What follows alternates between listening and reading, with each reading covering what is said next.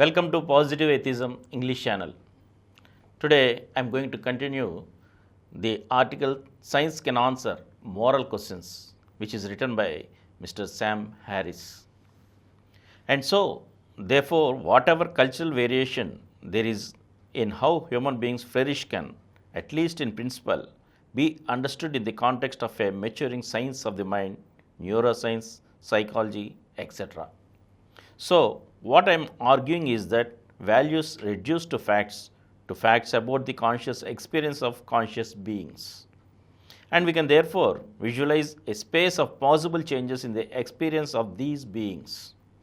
And I think of this as kind of a moral landscape with peaks and valleys that correspond to differences in the well being of conscious creatures, both personal and collective.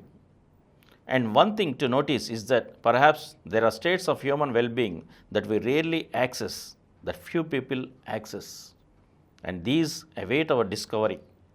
Perhaps some of these states can be appropriately called mystical or spiritual. Perhaps there are other states that we can't access because of how our minds are structured, but other minds possibly could access them.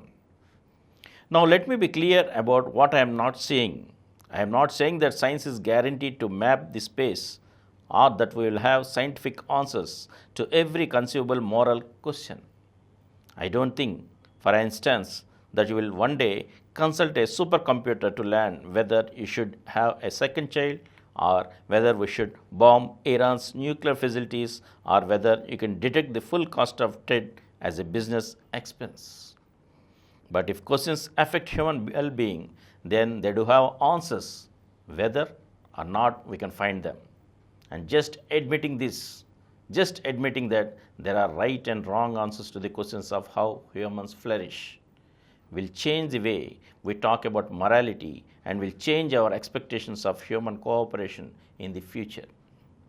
For instance, there are 21 states in our country where corporal punishment in the classroom is legal, where it is legal for a teacher to beat a child with a wooden board hard and raising large bruises and blisters and even breaking the skin.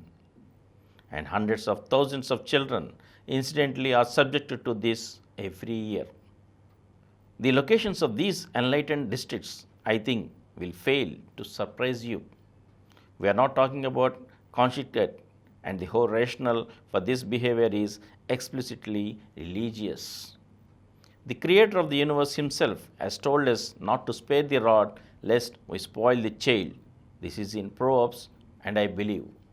But we can ask the obvious question, is it a good idea, generally speaking, to subject children to pain and violence and public humiliation as a way of encouraging healthy emotional development and good behavior? Is there any doubt that this question has an answer and that it matters? Now, many of you might worry that the notion of well-being is truly undefined and seemingly perpetually open to be reconstrued. And so, how therefore can there be an object or notion of well-being? Well, considered by analogy, the concept of physical health is undefined. And we just heard from Michael Spector. It has changed over the years. When this statue was carved, the average life expectancy was probably 30. It's now around 80 in the developed world. There may come a time when we meddle with our genomes in such a way, not being able to run a marathon at age 200 will be considered a profound disability. People will send you donations when you are in that condition. Notice that the fact that the concept of health is open, genuinely open for revision, does not make it vacuous. The distinction between a healthy person and a dead one is about as clear and consequential as any we make in science. Another thing to notice is that there may be many peaks on the moral landscape. There may be equivalent ways to thrive. There may be equivalent ways to organize a human society so as to maximize human flourishing. Now, why won't this undermine an objective morality? We shall think of how we talk about food. I would never be tempted to argue that there must be one right food to eat. There is clearly a range of materials that constitute healthy food. But there is nevertheless a clear distinction between food and poison. The fact that there are many right answers to the three questions, what is food, does not tempt us to say that there are no truths to be known about human nutrition. Many people worry that a universal morality would require moral precepts that admit of no exceptions. So, for instance, if it's really wrong to lie, it must always be wrong to lie. And if you can find an exception, well, then there's no such thing as moral truth. Why would we think this? Consider by analogy the game of chess. And from here, I shall continue in the next episode again. Thank you.